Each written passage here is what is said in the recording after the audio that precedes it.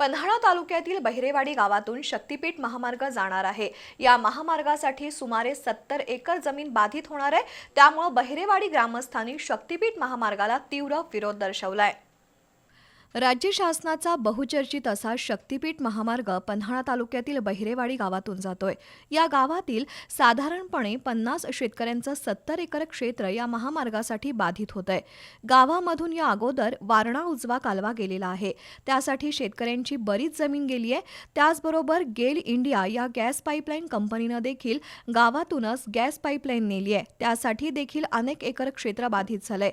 असं असताना आता नव्यानं होऊ घातलेला शक्तीपीठ महामार्ग गावातील जमिनीतून गेला तर साधारणपणे 50 शेतकऱ्यांची 70 एकर शेती बाधित होणार आहे। तसंच बाधित जमिनीसाठी शासनाच्या वतीनं दिला जाणारा मोबदलाही तुटपुंजाच असणार आहे।